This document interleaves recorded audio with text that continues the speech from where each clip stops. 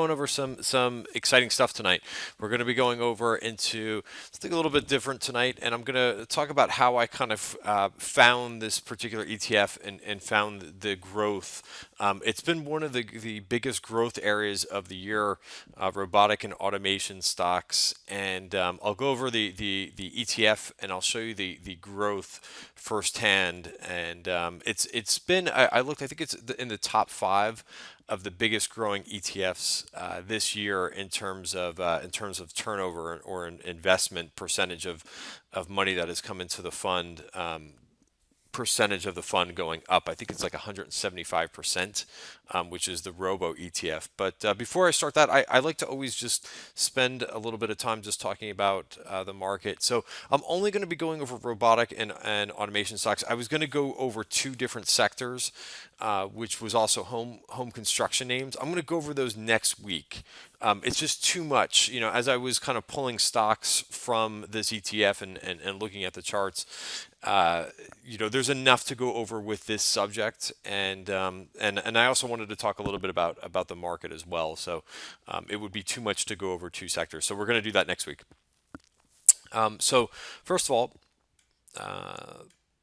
here's just a quick risk disclaimer. You can go ahead and read this. Basically, everything that you're hearing tonight is for information purposes only. I'm not giving any recommendations or advice, so nothing of that sort. Everything that you're hearing tonight is just for informational purposes only. So that is it. Just my background, CEO and founder of the Tribeca Trade Group. We actually started about March last year, 2016. So we're a little bit over a year at this point. And I'm a trend trader in equities, ETFs, futures, FX, and commodities. I was previously a senior trader at Bank of America Merrill Lynch, ETF trading, Delta One trading. I made markets for the biggest guys out there, the hedge funds, the big institutions. And that is why I'm pretty well versed in all of those subjects, both domestic equities, international, fixed income, commodities. I love everything. That's the beauty of trading ETFs, is that you can get into any area of the market that is trending, where the hot money is going into. You don't have to just sit and pay attention to a few stocks in the US. You could trade anything, whatever's trending, I want to be in. So that really suits my background. My education, MBA from Rutgers, previously to working at Merrill Lynch. I was a financial advisor at Morgan Stanley Dean Witter, and then my Twitter handle is at C Fromhertz. So just a quick thank you for the congrats. Yeah, 1 year has gone by really quick, and we've kind of changed things around a little bit. I'll talk a little bit about the trading room towards the end of the webinar. So one of the things that I noticed this week is a little bit of a change in trend. And what we've seen this week, which is very different, this is the first time really since pre-election where we've seen a lot of equity ETF outflows. The last time we saw this was yeah, right around that time frame when a little bit of weekends were shaken out of the market. If you go all the way back to prior the before the U.S. election, if you remember, that was a really difficult time, a choppy time, and the market actually came down a bit. So a lot of the money that's been coming out of U.S. equity ETFs is through SPY, the biggest ETF out there. So sometimes SPY does that. It skews the overall numbers. So you strip out SPY and you look at all the other ETFs that are out there, which there's over 1,500 of them. It's really only about $2 billion that have come out. Financials have seen a lot of outflows over the last week. And it's been pretty mixed. Besides this last week, since March expiration, quadruple witching, the inflows. If you're a regular reader of my newsletter, there was about 3 or 4 weeks in a row of about, I'd call it $6 to $10 billion of equity inflows per week. And that stopped right at March expiration. So what is that? 320, right around 320, I believe. So it's been this way for a couple weeks, and the week after March expiration, option expiration, or quadruple witching, there's been a lot of money that's been just rotating around. This is really the first week where we've seen chunky outflows. Guys, I'm going to have to pause 1 second. I left my water in the other room, and I know I'm going to need that. So just give me 2 seconds, guys, 2 seconds.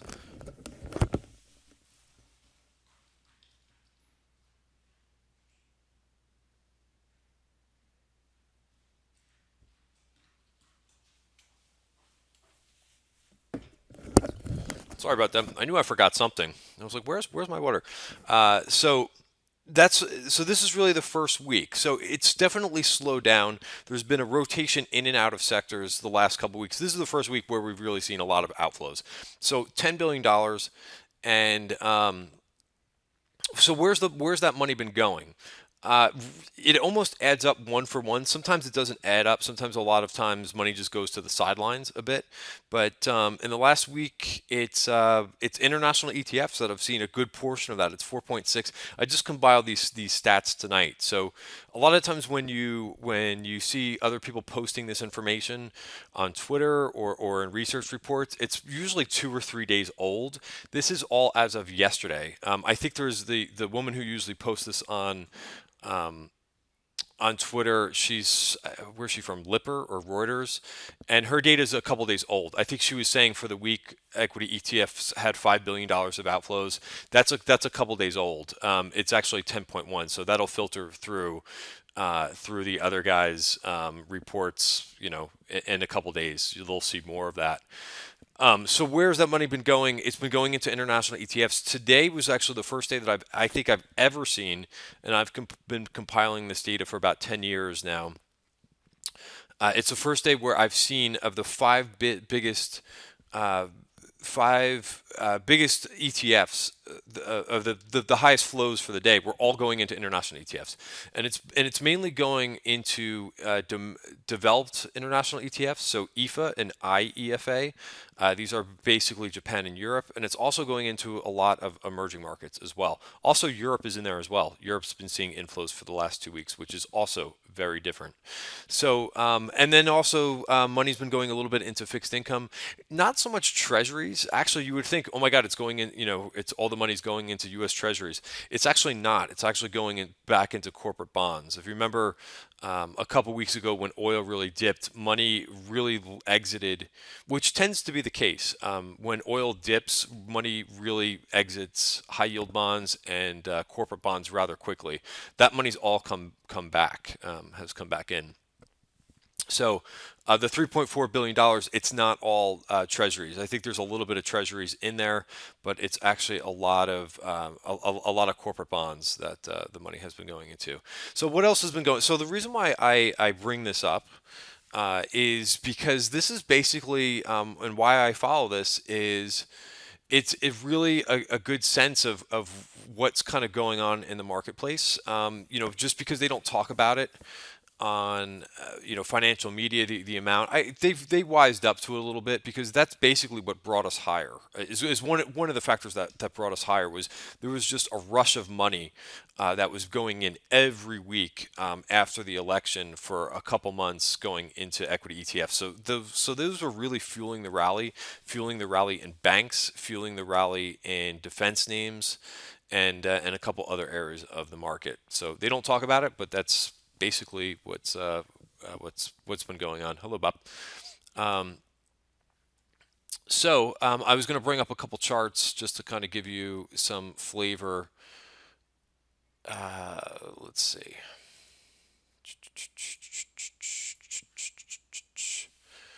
I was looking at this stock earlier, but so what we've got going on right now is just to kind of hit the next bullet is we've got a lot of geopolitical worries as well. That's also, I think, causing some money to get out of equities right now, considering the outflows, the $10 billion. For the first time, which we really haven't had. I think there's always been countries that have been risks, but I think it's kind of coming to a head. Definitely with North Korea, it's been in the headlines a lot more. Also with Syria, and these kind of things just add to uncertainty.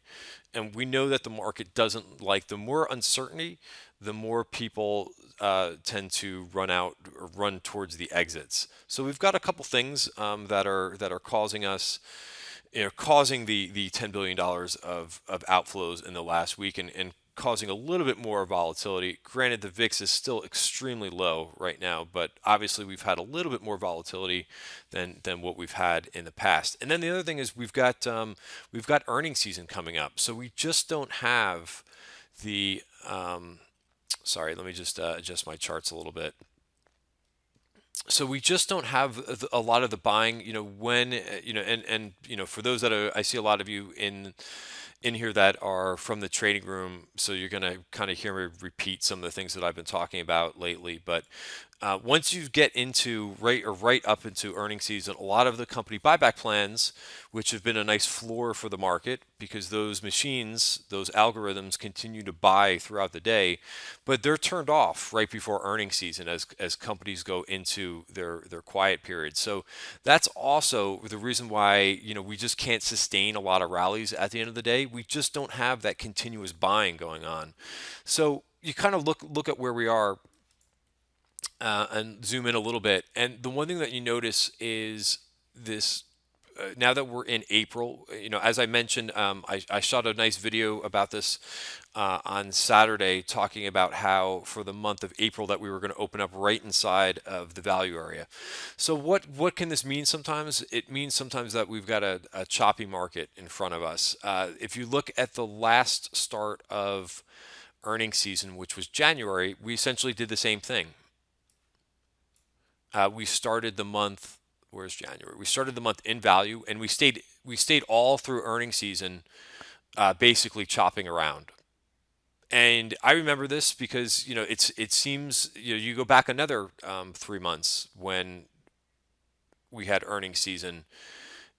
This also was the election as well, so we kind of cratered there at the end. But we started the month in value in October, and we stayed in value basically all month long. So I think this kind of market makes sense to us while we kind of grind around a little bit. We've got a couple factors that are, and again, this was the last time that we saw big equity outflows, was right here as well. So there's a lot of coincidence between the first week of April and the first week of October and the first week of actually September was earnings, but September through October was earnings. But there's a lot of similarities between going into earnings season this month as we saw basically in January. Just a lot of chop. So you just want to rearrange your portfolio to kind of expect that and put on a few different trades. One of the trades that I suggested was putting on an iron condor outside of, again, an iron condor is a strategy that can take advantage of a sideways market where you're basically selling an out of the money call spread, selling an out of the money put spread. I mentioned that it would be a good time to do it kind of in the beginning or in the beginning of this week. And I think that strategy is perfect, has worked perfect for this week. And I think going forward is a pretty good strategy to do for the rest of the month. So just kind of getting through the rest of this on the positive side. So those are a couple negative things, and I usually like to start with the negatives because I always want to know what the risks are in the market. But I think on the positive side, I think things are getting pretty negative out there, and that's good because when everybody gets bearish or gets tired of this market and is not a fan of it, that's when things start to move to the upside. I think we had too many. If you go back a couple weeks ago, I think CNN puts out that that greed and fear index, and I think it was like maxed out to the greed side. So I think the pendulum has kind of swung back a little bit, which is good. You don't want to be buying when everybody is. When that gauge is all the way to the extreme point of greed. So we also kind of touched upon this in the trading room today. If you're really concerned about some of these things and possibly more money coming out, I don't know if there's going to be more money coming out of the market, but I actually think it's pretty good that the money has just stopped because it was getting a little bit too crazy in terms of the amount of money that was going in every week into equity ETFs. So this actually, like, you could kind of use these flows as a little bit of a contrarian signal, saying, hey, once everybody's going out and there's a little bit of fear in the market, that's when you want to start buying. So I don't know if I'm really at that point. What I'm doing a little bit more is just analyzing different groups of stocks, like the robotics and automation stocks, and different stocks. There's always going to be certain stocks that are going to be trending up. I think market breadth is obviously, not definitely not as strong as it was a couple months back. So it's less of names, especially in the U.S., that are moving to the upside. So I think there's still opportunities out there. They're just less. They're fewer and far between right now. But these things run in cycles. I try not to really give too many predictions. I'd rather just follow price action. But I do think that once we get through earnings, as long as earnings um, isn't disastrous, and I think that if certain groups of stocks, if they start to beat earnings expectations, then possibly the market can take another leg higher. But I think it makes sense why we're pausing here.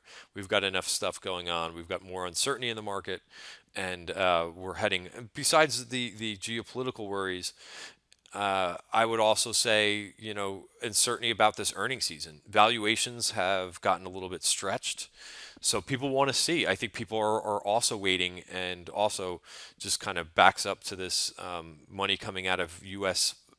ETFs is the fact that people want to see that earnings are going to be can validate where the prices have gone at this point.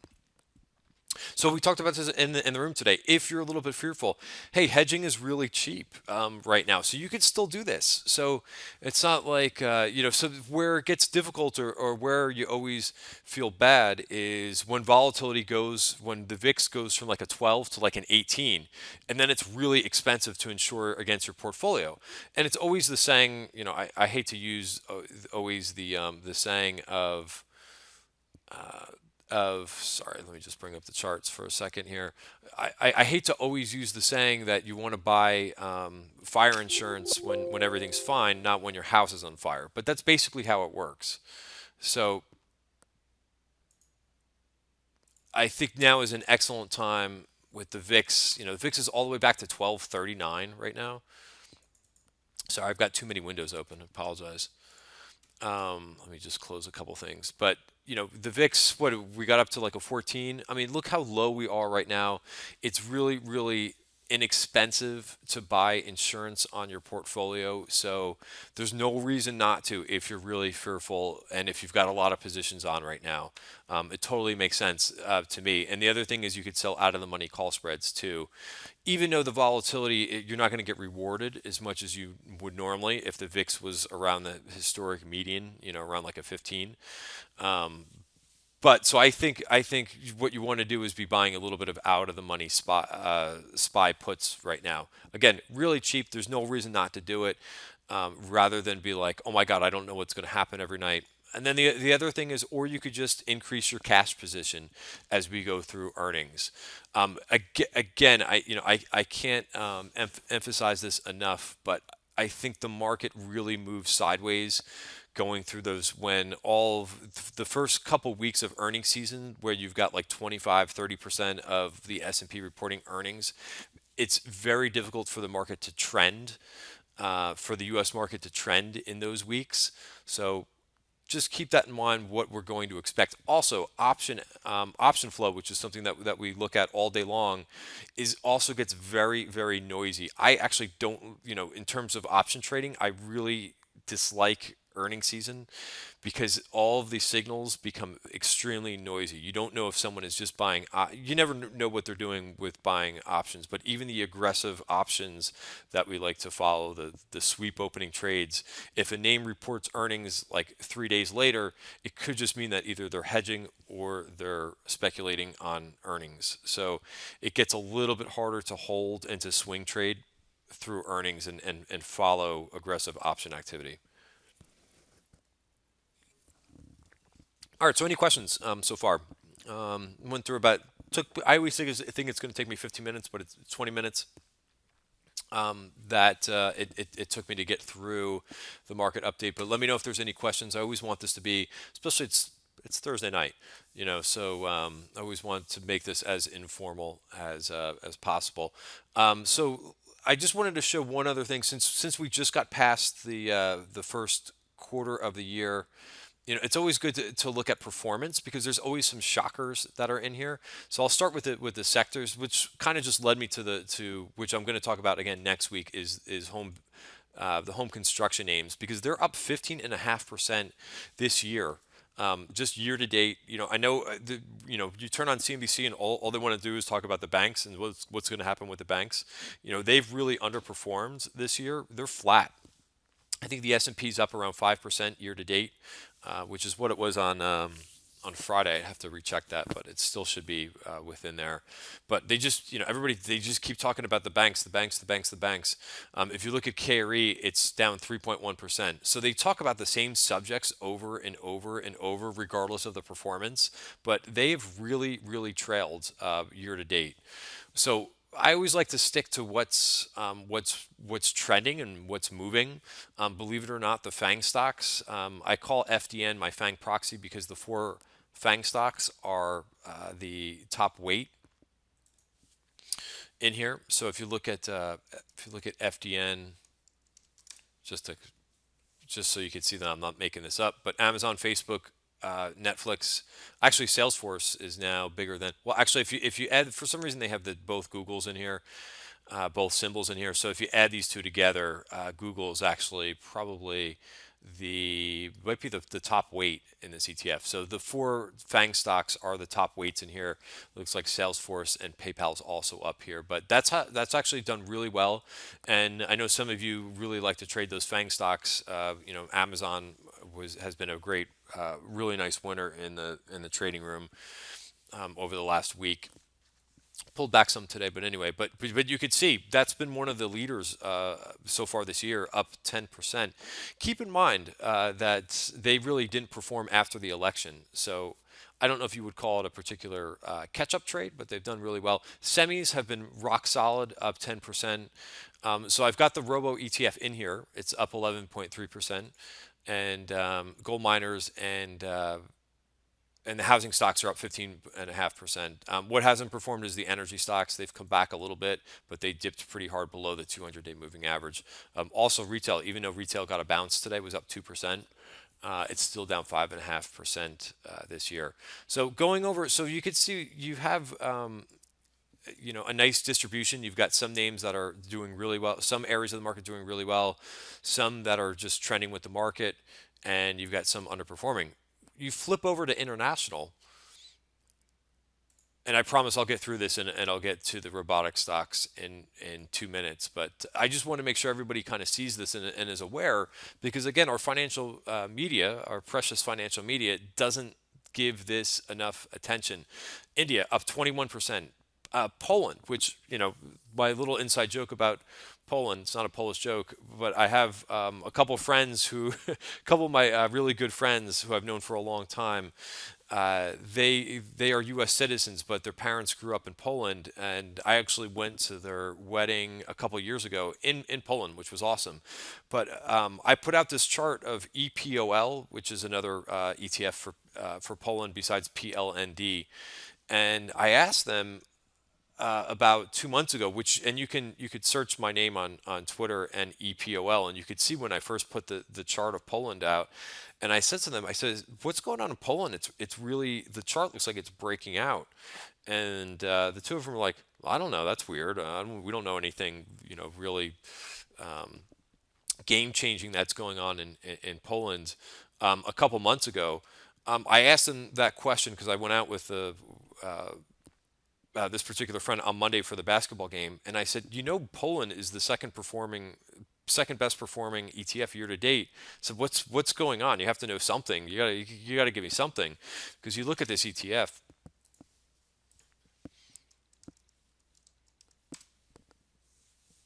and the thing's really just been breaking out quite nicely out of that sideways range. And he mentioned that there's some leadership going on, some political things going on. basically saying that they don't want to be a part. Now, they've never been a part of the euro, but there was some question whether or not what year they were going to join the euro. They're now, it sounds like, dead against it. But anyway, I think it's always interesting when a name, and that's why I like to do this review, because you can kind of see what names are really moving to the upside. So, and take a look at the distribution. As we mentioned, in the U.S., some areas are underperforming, some are basically just right there with the overall market, and some are trending up. There's not one international ETF that I have on here that is negative. I mean, you could have basically just thrown darts and picked countries and outperformed the S&P so far year to date. So again, the reason why I spent a few minutes on this, because I just don't think the CNBC and Bloomberg and some of the other financial media are really have they started to pick up on it maybe the last couple weeks. I heard on Fast Money on I think on Friday they were actually talking about emerging markets for about 2 minutes um, for their hour show, but certainly they're not talking enough about this. They just keep talking about politics. They spend half that. Well, I like that show, on Fast Money. I think it's entertainment, but they spend about 45 minutes talking about politics and very little about. Maybe they'll spend about 20 minutes about Apple sometimes, but they're just not covering the whole universe of what's going on around the globe. And why I think it's important is because there's opportunities here. Again, I think you could have thrown a dart, five darts, and picked any country and outperformed if you average those five picks, beating the S&P handily.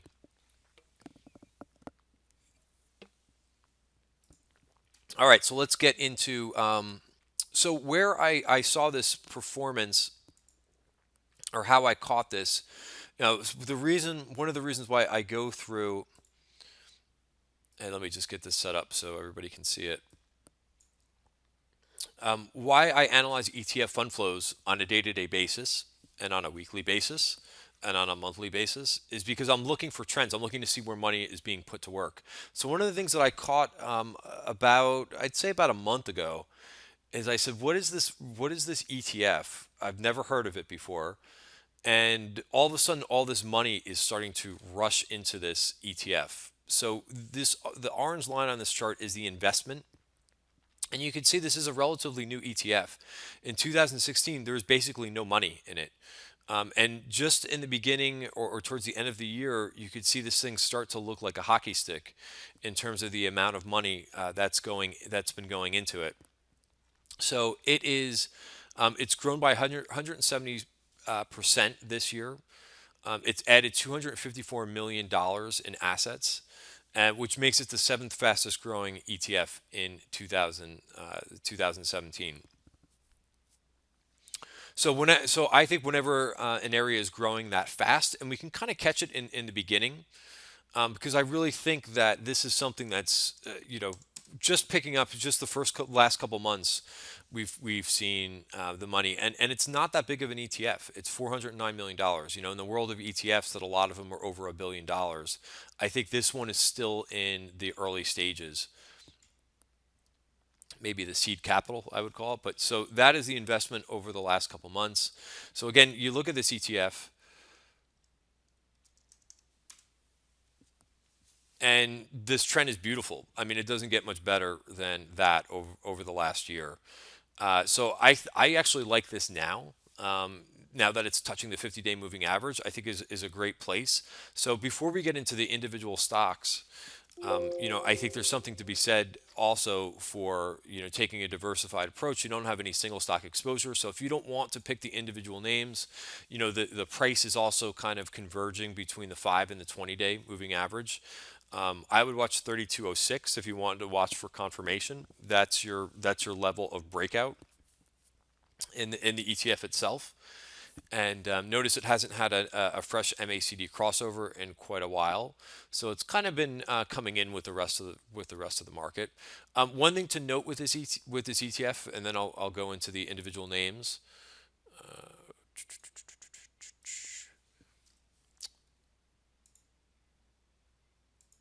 If I could get the right screen up.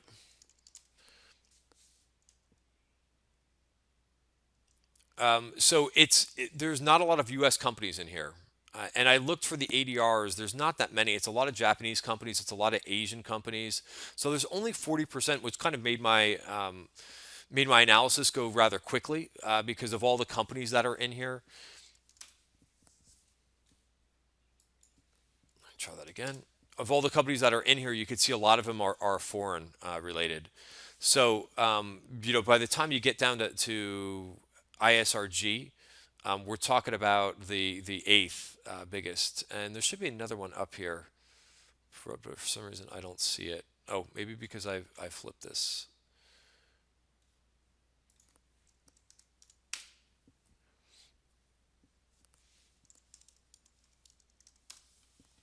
Let's see. Did this name come down a little bit? No, it didn't. Okay, so that is so this makes my exercise a little bit easier tonight because only 40% of the companies in the ETF are U.S. based.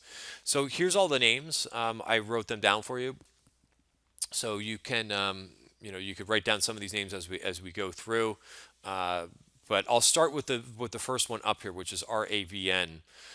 So this particular one, and so what I've done for each one of these is I've just so that you understand the direction that we're going to go in. But we're going to talk about the 5-year chart, and we're going to talk about the 1-year chart because I think it makes sense considering that I think this is a new trend that we're seeing, considering that all that investment has just been really coming in the last 4 months. So we're going to look at a long-term chart and we're going to look at a short-term chart to kind of see where this is, if it's kind of like an infant in terms of the trend, or if it's a more mature trend. And I think we've got a mix of that in the companies that I'm going to go over. So I've got the description up here. So some of these names are they're a little bit unusual. Some of them are defense names. Some of them are healthcare names. Some of them are household names too. So this particular one, and by all means, if there's any questions at all, go ahead and post them in the chat box. But this is Raven Industries. So looking at the 5-year trend, or this is a excuse me 3-year trend, you could see a lot of these stocks are retracing moves. I like this one. It's right on the 50-day moving average. Again, and by the way, I'm not an expert on on any. I'm not an expert on robotics or automation. So this is purely going to be looking at the technicals of the charts, and really looking at where these things are in terms of the long-term moving averages, and where you can get into the stocks, and where would be a good stop price, considering that we really don't know, or I don't know a lot of the fundamentals of these names. So I can't tell you like the business model is good. I can't really tell you if they're expensive. All we're really doing here is looking at the chart and saying, hey, this looks pretty good technically. This is where I would get in, and this is where I get out. This is where I would get out. I'm doing this right now, which I'm going to talk about this at the end of the end of the presentation. I've actually automated a portfolio based on trends, and I've got my stop prices that are all predefined. So every time I take a new position, I just started doing this a couple weeks ago. This is something that I wanted to get into with an automated portfolio, as we kind of see that's the way that asset managers are going. That's the way I want to go too. So every time I take a position, I know where it is, obviously, and I know where my stop price is going to be and how that's set up.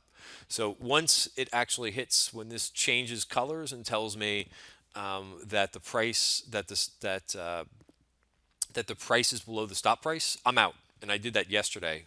We took one name off. As soon as it says no on here, I'm out, and I don't even have to do any thinking. I also have this pre-set up, so I don't have to do any thinking at all. As soon as it tells me that a name is breached resistance support and my stop price, sayonara to the position. But this is a trend portfolio, and so that's what I'm going to talk about with these charts. So I hope that makes things a little bit clearer for the rest of the presentation. So our AVN, I think it's at a great point right here. It's bouncing on the 50-day moving average. It's done this a couple times here since mid 2016. It hits the 50-day. Sometimes it did breach it twice here, but I think this is pretty good, and you can basically set your stop either right at the 50 or maybe at the 100-day moving average, which seems to be a little bit more suitable for this one. Okay, so that's number one stock. Number two, and and it's funny. A lot of these names, some of the names you're going to be familiar with. Some other names, maybe not so much. Rockwell Automation produces industrial automation products. Company offers products such as control systems, motor control systems, sensors, which you're going to see that word a lot. Sensors, industrial control panels. And Rockwell Automation markets its products worldwide. Again, a great looking trend here. It looks like it's come in again to the 50-day moving average, so it's not really extended. You never really want to buy, I think anyway, when we get really extended away from the 50, but it's kind of following this line up. Notice that this is just breaking out. There's no retracement here in the last few years. This is just, I think this is actually, this may be a five year. It says 3 year, but I think it's 1, 2, 3. Yeah, I guess it's a 3 year chart. But this one is straight breaking out. So again, I think not a bad place to actually start a position. And again, this one I would say the stop price below the 50-day. It hasn't even since it's broken out in October and November. It's been following that 50-day moving average just straight up. Next, I'm sure you guys have heard of this one. iRobot. They manufacture the vacuum, wash floors, and actually do a couple other things. Perform battlefield reconnaissance and bomb disposal. Company markets its product to its customers through retailers and to the U.S. military and other government agencies worldwide. So they don't just make the Roomba. This one is a little bit extended. I just wanted to bring this one in here so that you guys would be familiar with a couple of these names. But 1 year chart, this one looks a little bit extended to me. I would probably wait for a touch of the 50-day or at least close to it. But just to kind of show you what this name has been doing as well, this one all since March, and you can see once the price really started to get going. Last time it touched the 200-day moving average, that was it. That was a great bounce and buy signal off of there, and since then it really hasn't turned back. So that was a $35 all the way to $65. So this one looks a little extended. So again, not everyone that I wanted to talk about. Sorry, the spell check looks like it didn't follow through here. This is another one that I think people have been paying attention to recently. This is Cognex Corporation. Again, just another stock that has just been straight uptrend over the last year. They design, develop, manufacture, and market machine vision systems. The company's systems are used to automate and manufacture a variety of discrete items and assure their quality. So really nice looking chart here. This thing hasn't touched the 50-day moving average since the beginning of November. And again, this one is a straight breakout as well. So I don't have a position on in this at all, but I would maybe be waiting till this thing kind of came in and at least got close to the 50-day moving average like this. It looks a little bit extended to me, but I mean, when you have all three of the moving averages uptrending like this, there's nothing wrong with that at all. Another one that we play this one quite a bit for earnings, which has a real nice track record for earnings. So this one we'll be reporting. This is Intuitive Surgical designs, manufactures, and markets surgical systems. So a lot of things going on here in terms of surgical operations. Again, here was the cross of the 50-day moving average over the 200 and 100. And looking at the really nice uptrend in this one. Again, maybe wait for a touch of the 50-day moving average, set an alert.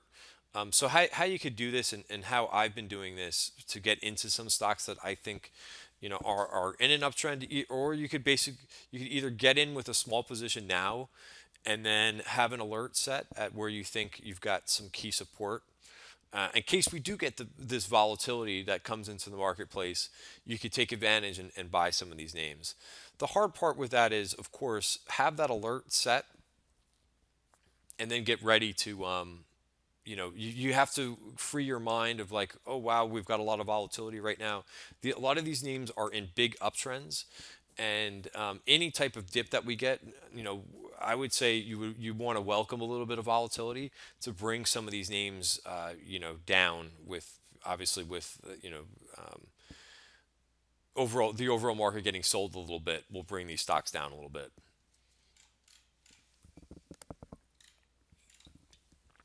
Okay, this one's a little bit of a different looking chart. So far, we've covered what about 4 or 5 names, and they're all in big uptrends. This one's not. This one is kind of been moving sideways. These are more. This is kind of charts that I've been kind of focused on over the last couple months. I would say names that have been basing for a long time. So first of all, what is this company? It's Oceaneering International. This is one more. This is more of an energy name. Engineered services and products to the offshore oil and gas industry. The company offers services and products and remotely operated vehicles, mobile offshore product systems, engineering, and product management. So they do a lot of deep water stuff. So you go to a long-term trend, and you can see this thing's been in a. This is the opposite of the other charts that we looked at so far, and other companies that we looked at so far. However, you look at this three-year chart, and it kind of looks like it's starting to base a little bit. So the price action has been, there's been some false breakouts a couple times here. We got over the 200-day moving average and went right back in. We did it here again. It actually seems like every time this happens, it's been a good area to short. However, it seems like it's basing a little bit more. It's had another breakout here and here that failed. So this one, I would say, give it a little bit more time, more of a little bit of a further move, and maybe wait for. If you go back to here, we haven't seen the 50-day moving average cross the 100 or the 200, and you can kind of see that they're kind of collapsing here a little bit. So I think this one is starting. The downtrend is could be almost behind here, considering that the 50-day moving average is starting to uptrend. So this one I would have a little bit of patience with and wait for the 50-day moving average to maybe cross over the 200-day. I think that would be a pretty good signal. I think if that happens, the price will already be above. So maybe around this $30 level. Again, looking back, you're going to miss $3 of price performance. But as I always like to say, I would rather be late and correct than early and wrong. So going back, I mean, this thing was a $70, $80 stock. So maybe wait till it goes up $3 and be right on the direction of it. But again, a much different looking chart than some of the other ones, but definitely one I think to keep in mind. That's OII, by the way. And then this one we actually caught in the trading room. So we did this. I went through about a month ago when I originally saw the inflows going into the Robo ETF, and that's when I originally did the deep dive into these companies, and I posted a whole bunch of them. I posted about 5 or 6 of these charts, and I said, "Wow, these are really looking interesting." And I think one of the ones that we caught, and Pat brought this one out too, and kind of really monitored this one really closely, was MZOR. This one develops and markets surgical robots and complementing products. Specially designed surgical robotic system that enables surgeons to conduct safer and more accurate spine surgeries. So this one seems like it's very close to Intuitive Surgical, but you could see this thing from $23 to $29, and again, Pat was all over this move. Again, nice sideways action where the moving averages all kind of coiled up together and blast off in this name. So it also had a nice uptrend from the beginning of 2016 and just moved sideways for about four or 5 months right around this resistance level, and then blast off.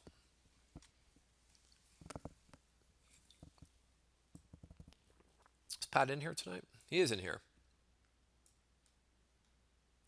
Let me make sure he's got microphone rights. So again, really great job by Pat following the breakout in this one. I think a lot of subscribers made some nice coin in this one. And then we've got a couple ones. If you go all the way to the beginning, there's back to the first slide. there's a lot of names that you probably do recognize in here. Mobileye, which I'm not going to cover because it's being bought out, but we saw a lot of call buying probably about 2 or 3 months ago in Teradyne. I was in the trade for about a month, and I did make some money on it, but out a little bit too early. So sorry, I don't want to. Just trying to go through this quickly, but really, really nice looking chart as well. I remember looking at this name and saying, just reading the description because I knew it was a semi name, but they design, manufacture, sell, and support semiconductor test products and services on a worldwide basis. They just had somebody on CNBC talking about this name the other day, but man, this thing has been on a tear. So a lot of the names. So I think it's a good point that a lot of these names don't see option activity, but this one in particular did. So a lot of the, so it's good to kind of go over these names. What we also try to do at Tribeca Trade Group is kind of is do our homework, look for these names, be somewhat familiar with them, know what kind of trend they're in, know what they do, and then when we see unusual option activity or aggressive call activity, we don't hesitate going in that. We caught that last week with this was not a robotic name, but we caught this, and this was also Pat as well.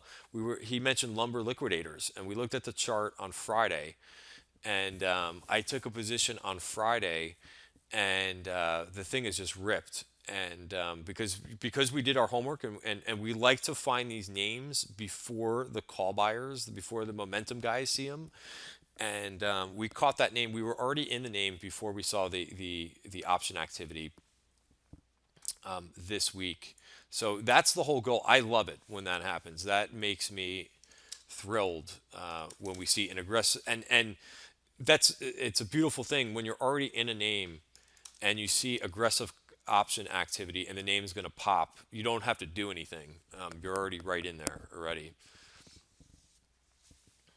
So this was on. I think this was on Monday. Yeah, we haven't seen any option activity in this thing in a long time. Big chunky position that hit basically $1 million trade going out to August. So anyway, kind of got off track with that, but Teradyne is just really really nice. Again, probably a retest of the 50-day moving average would make sense here. And then this is a name that I've started to see move recently too. This is we go back to the I'll read the description first. They provide another name in the oil field services. The company offers subsea, surface, onshore, and offshore solutions for oil and gas projects. Similar to OII, it kind of looks like it's basing a little bit. So this was once a $60 stock. The 50-day moving average crossed above the 100 and the 200 back towards the end of last year. However, it's sitting back down a little bit, retesting the 200-day moving average.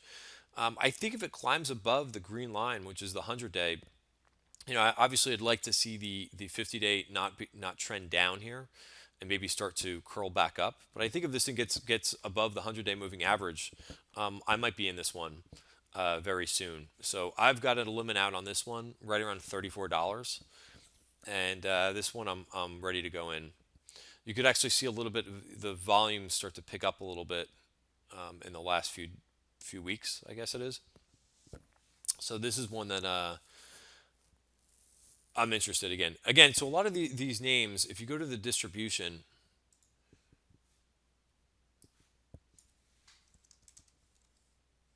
of sectors, which I should have mentioned in the beginning on this particular slide. But you could see that you got electronics, computers, oil and gas is in here. Only 3% of the ETF, but this is how the sector distribution is as well. You got some aerospace names in here, some semi names, and I think we already hit a couple of the healthcare names. All right, next.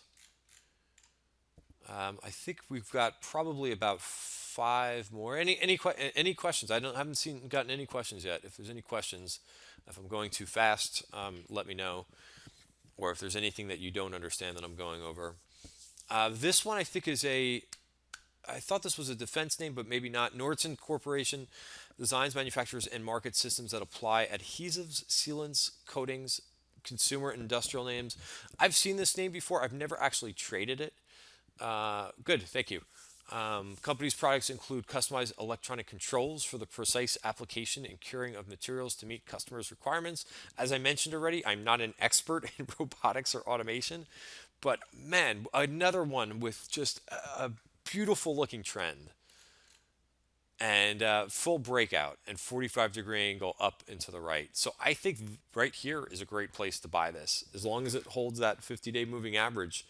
Again, the main thing with trend trading is you never know how long a trend is going to last. No one can ever predict. The great trend traders, they were never able to predict how long a trend is going to last. But what they did was be very precise with when the trade starts to break down and defining their exit ahead of time. So I think that so I'll probably say a couple times the trend is your friend, and the trend is your friend until it's not a trend anymore. But this one, I think you want to honor that 50-day moving average and just kind of sit with it. This is a $121 stock, so maybe options might be a little bit better in this one, considering it's higher priced, or just keep your stop really tight in this one. And really not much going on in terms of volume, which I think is probably a good thing. Sometimes these names that are in trends, you don't really want to see big volume. You'll see big volume when it's going to really move. It looks like this is probably earnings, I would imagine. I'm just guessing, but because it seems like it's every 3 months where this thing spikes up a little bit. But I think that was a great time. Yes, very mechanical trading.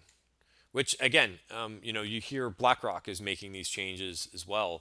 I think it's the way of the future. So it kind of just fits nicely into talking about robotic and automation companies. Do this with your trading system as well. So another one, LECO, Lincoln Electric Holdings. This one's designs and manufactures welding and cutting products. Company products include welding power sources, wire feeding systems, robotic welding packages.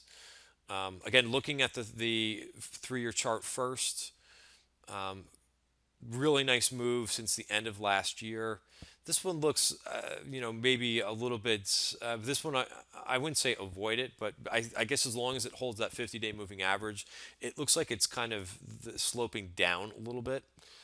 So another one that you may not have ever traded before, but I wanted to show this one as well. Maybe if it comes in a little bit further, although it is right on the 50-day. Next, so I think we just have a couple more to go through. So don't worry, I don't have 100 of these to go through. Like I said, thank goodness that only 40% of this ETF is only U.S. Otherwise, my homework would have taken a lot longer here. TRMB, I do like this one as well. It provides advanced location-based software solutions. This one is a GPS. Sounds like it's more of a GPS company, but also does some other things. Laser optical, another one of these optical companies that have been correcting a little bit, that were in that really made some nice moves. Laser and optical and inertial technologies. When I can't pronounce the words, that means it's a really good company. No, I'm just kidding. Um, but you could see with this one, another name that is not back to its highs. Looks like it was back in 2014 around $40. Again, stick with that 50-day moving average. So just again, now that we've looked at over, I think 10 of these companies, the probably about 70 or 80% of the companies that we looked at is just very representative of the Robo ETF, which makes perfect sense. The companies have to be in uptrends for the stock to be in an uptrend.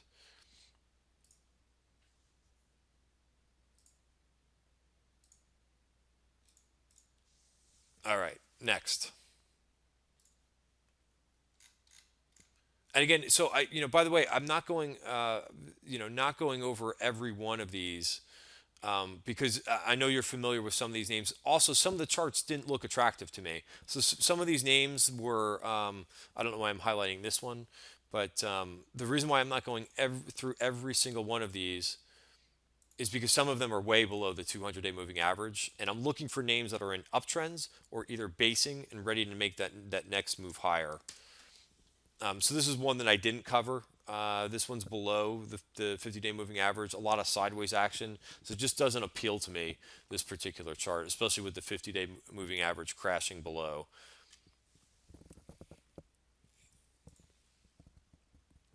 So there is a handful of names. I also didn't cover some of the names that you already know. The semi names, Microchip and AMBA. I would imagine you're familiar with AMBA. This one's actually, we've been seeing a little bit of call activity, and recently, Qualcomm. I know you guys know this company as well. Autodesk was one that we could look at as well. So let me go ahead and I'll finish what I'm with. I think I just have one or two left here. We did Nordson, we did Leico, we did TRMB. So Brooks, they deliver automated solutions to the global semiconductor and related industries. Company's hardware, factory, tool management software, and professional services manager manage every wafer, reticle, and data movement in the fab. Um, so again, not a bad place for this one. It seems like it's following that 50-day moving average. Again, big breakout since the breakout of the 200-day moving average, where the 50-day crossed, the 100-day moving average crossed the 200, price action crossed, and it went from 10 to $22. Again, we don't know how long the trend is going to last for, so looks really good to me, touching, returning to the 50-day moving average.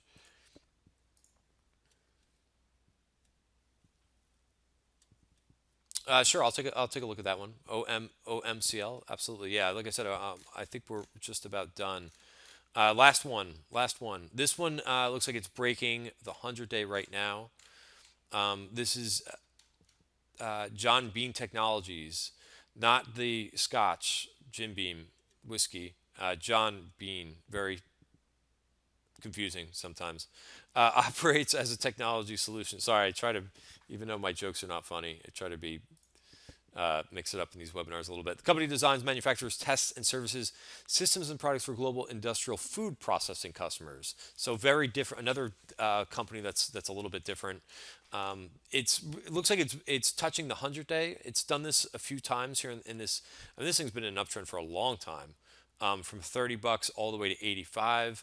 So kind of I would watch this one right at the 100-day moving average. Let's see if it either reclaims or yeah, possibly his cousin. That's funny, Don.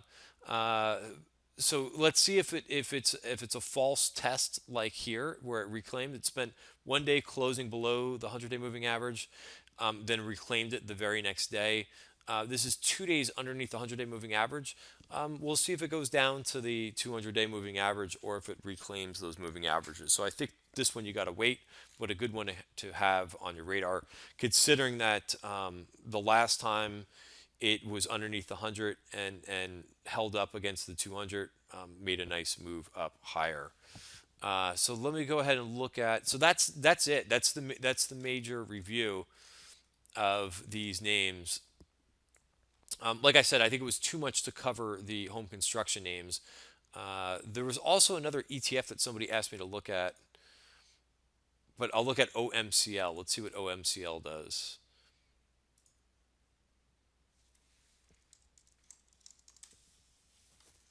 Provides an integrated suite of clinical infrastructure and workflow automation solutions for healthcare facilities. Also looks like a pretty good chart from that little picture in the middle. The company solutions include pharmacy and supply systems, clinical reference tools, and internet-based procurement application and decision support tools. Wow. All right. So this one, and I'm surprised that name's not in the ETF, but sometimes that just is basically how it works with ETFs. Is sometimes they don't cover every single company. This one is an application software, so maybe that's why they skipped over it. Who knows?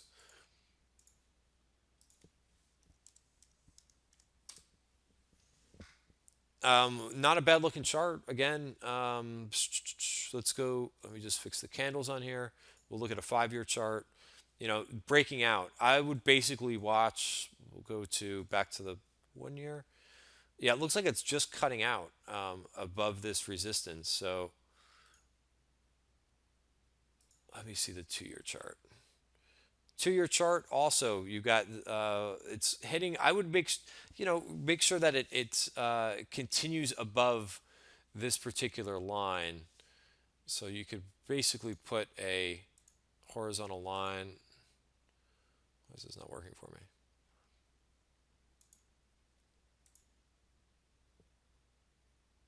And I would make sure it's clear above that resistance in OMCL, and then initiate your long here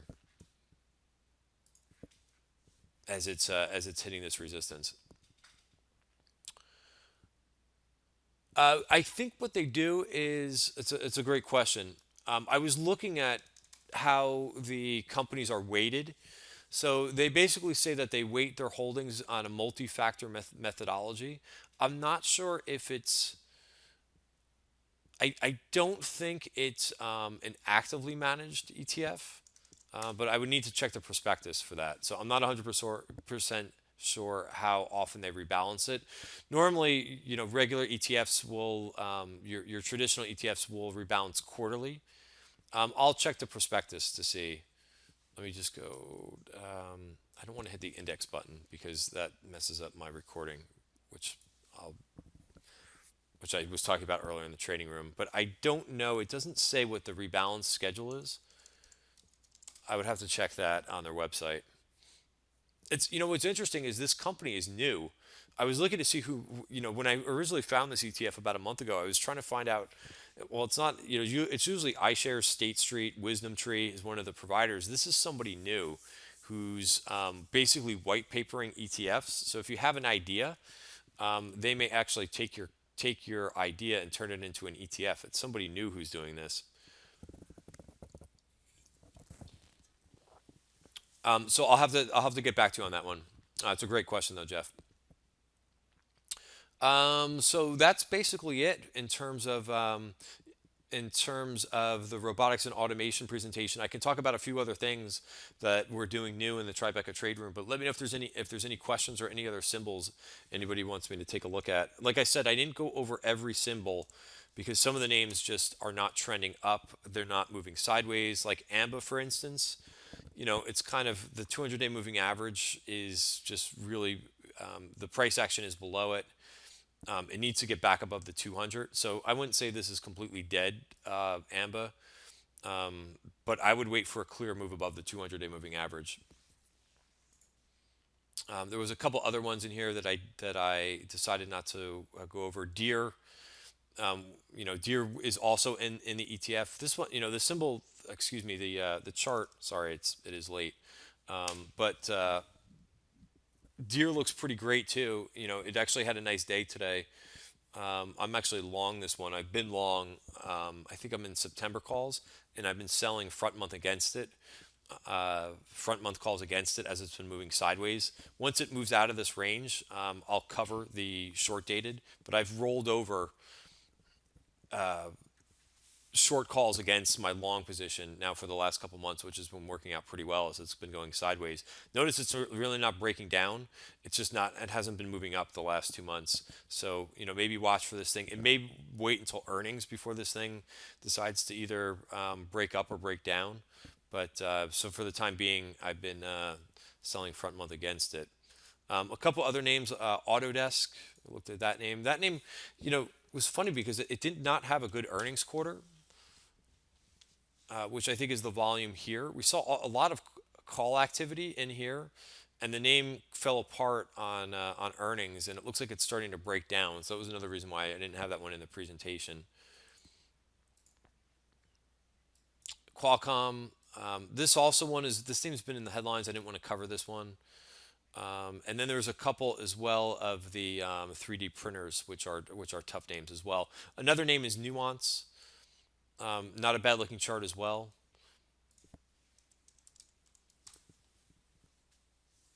I would watch to make sure this thing's been kind of moving sideways. So again, not my favorite looking chart. It's did break all the moving averages, but have kind of just been moving sideways here a bit. All right, so that's it.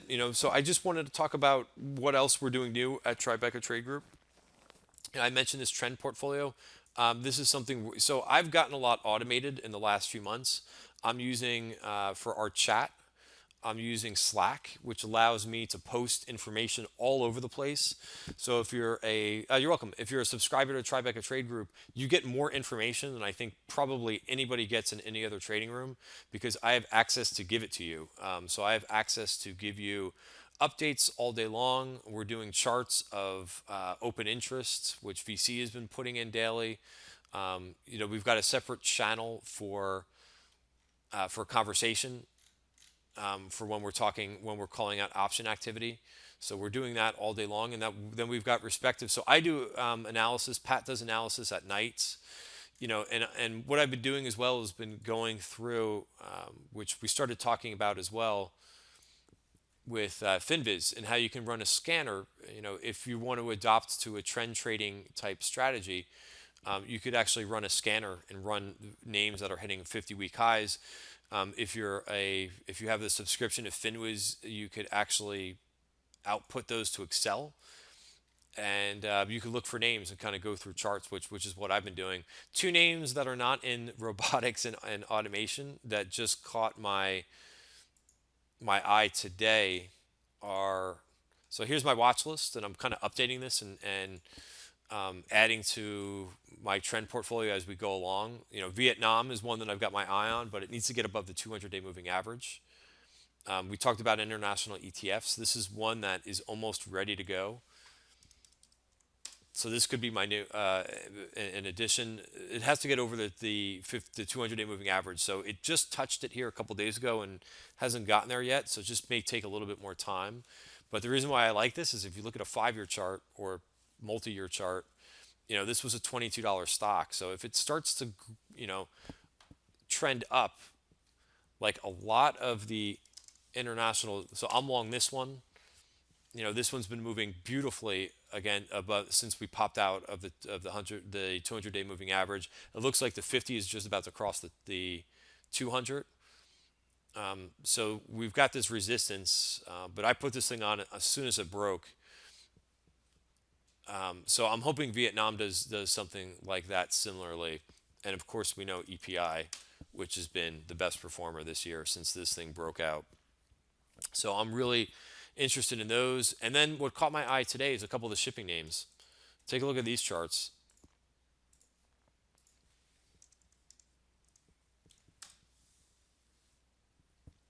GLGL. This is a shipping name. 1-year chart. It's just been breaking out from $4 to 8 right now. Again, look at a 5-year chart. It was a $70, $80 stock. It's an $8 stock.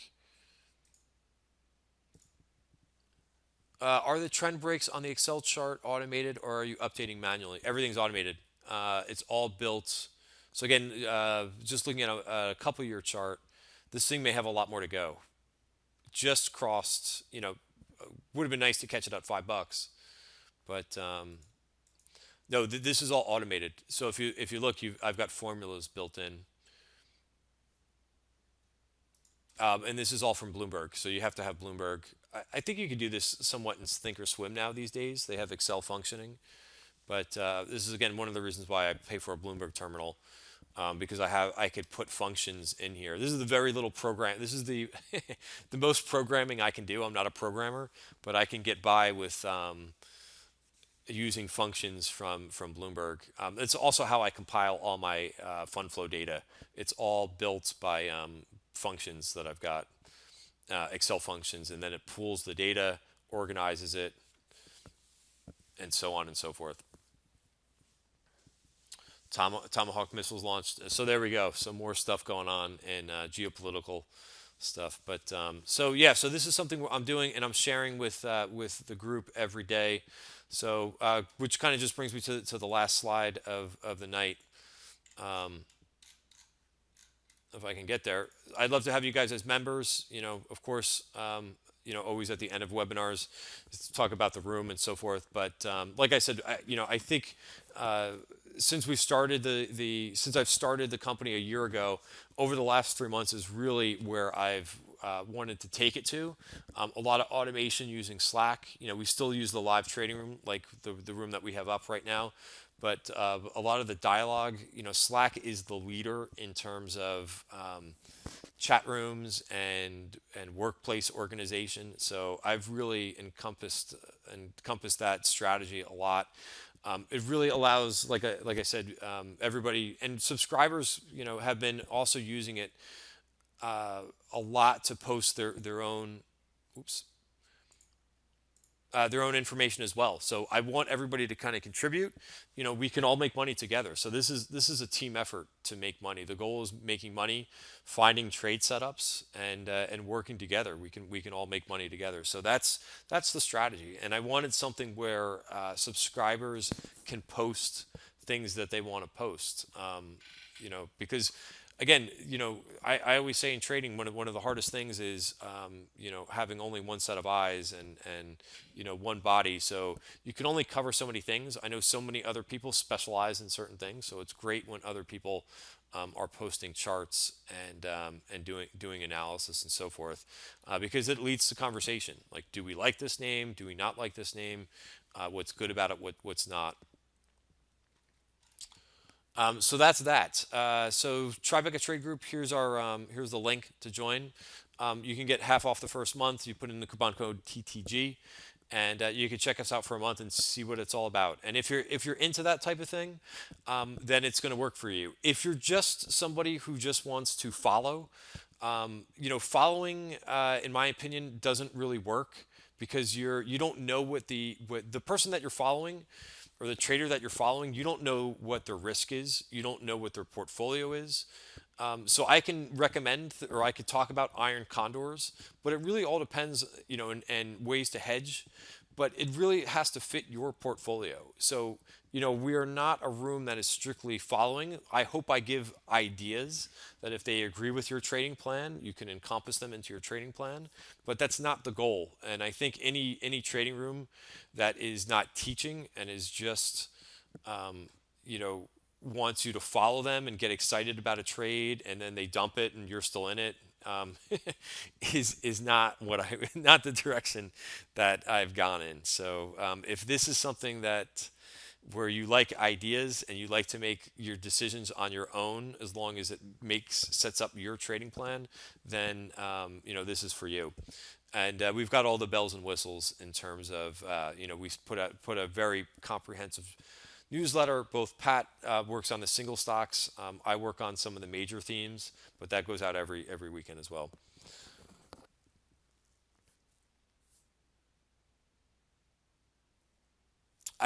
Rob, I can't comment on other rooms and what they do. Um, I do the live trading room. I open up the room in the morning pre-market to kind of go over all the setups and all the major movers, all the macro, all the commodity movers, and all the setups, individual names, and then we go back into the Slack room. But I do show this once we come back into the live trading room at 11:30. So yeah, this is the screen that I showed.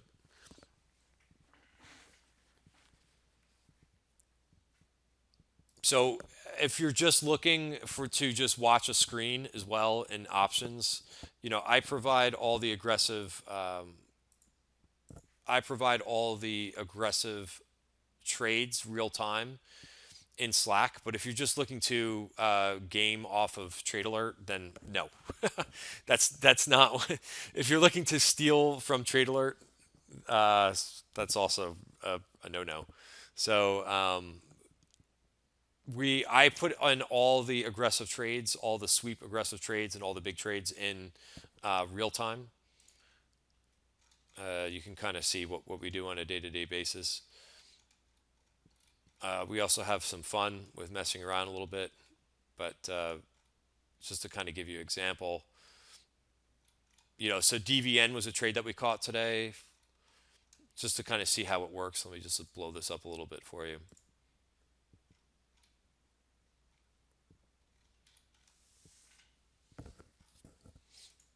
And then you could also, what's nice is if you're a part-time trader, you could actually just come in and say, what did they do in DVN, or what did he do?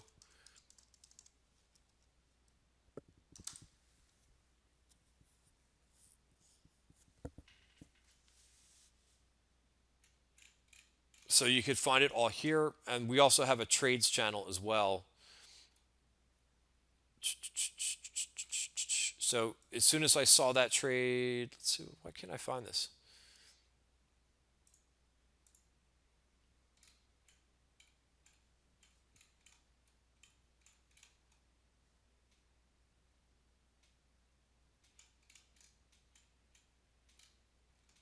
It could just be I'm tired, but we did see a really large trade today in DVN today. I took it, and we hit some nice targets in this one too. So, even if you're a part-time trader, you can come in and quickly get caught up. And again, that's the idea of Slack. Yeah, you can quickly see all the trades that I've done. If you want to get text alerts too, you could get it. But this is actually much more efficient and faster because you could just come in quickly to the trades channel and see everything that we've traded in a day. Cool. Any other questions so far? So I'm not going to go through the normal sales pitch and say we've got 5 spots available. I really don't give free memberships because it actually costs money to put each person into Slack. So I have to pay out of pocket for that. But we don't. We basically the amount that we charge every month is what some people charge just for newsletters. I know somebody who does a newsletter and they charge like well over I think $100 a month. So if you're a part-time trader, this would work out for you just as well as a full-time trader. Again, I'm not looking to make a fortune and charge people a couple $100 a month. Do we trade? Yeah. We've got we do both option trading. And we do both stock trading. So this portfolio that I've got is just cash. So I'm doing a little bit more of cash right now than I'm doing options, but absolutely. I also have my portfolio, which I don't have up right this second. So every day you get a recap. This is what your recap will look like at the end of the day. You'll get all the trades that we do in the trading room. You'll get a summary of all the aggressive option activity. You'll get a recap of the day's themes. And you'll also get, I should be able to download.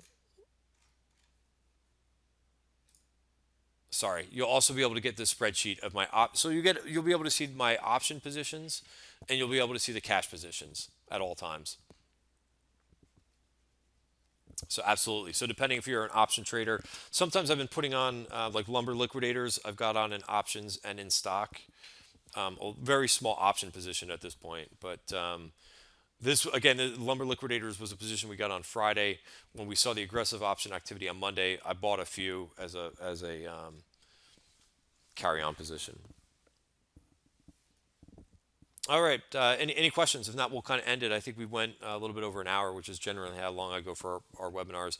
I will try to do also a webinar next week. We'll do a deep dive into home construction. Why I want to do that is because they're the best performing group so far year to date, and I think that they have more to go. If you look at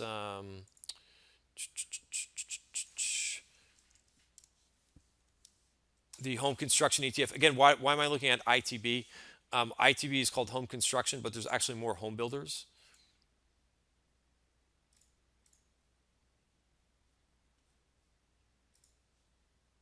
And I don't want this chart. I want a 10-year chart. You could see we're still not back to the 2006, 2007 highs. It was much higher. So while we've had great performance so far this year, I think we got more to go in the home builders, considering where this area used to be. Okay, cool. If no more questions, again, I hope you guys join. If you guys have any questions at all, my email, I'll give you my personal email. It's cfromhertz@gmail.com. If you have any questions about the subscription, but again, this is the type of analysis. If you like what you watched tonight, this is what we do all day long. And Pat and I love what we do. That's why Pat's, one of the team members. Because we love what we do, and this is what we do all day long. It's very much part of our lives, even though my girlfriend hates it when I do this on the weekend all day long in terms of do my research. But, I don't think you can find two people who really work all weekend long and all day and all night on this stuff like the two of us do. rather than never mind. I'm not gonna go negative, but if you want people who shoot videos of themselves in dogs and in cars, that's another place to go to. But if you want hard workers and guys who do research, that's us. So thanks everybody for for watching tonight, for participating in tonight's webinar. Again, I'll send out an invite for next week, and we'll go into some of the home construction names. But thanks very much for joining us, and have a great night. Have a great Thursday night.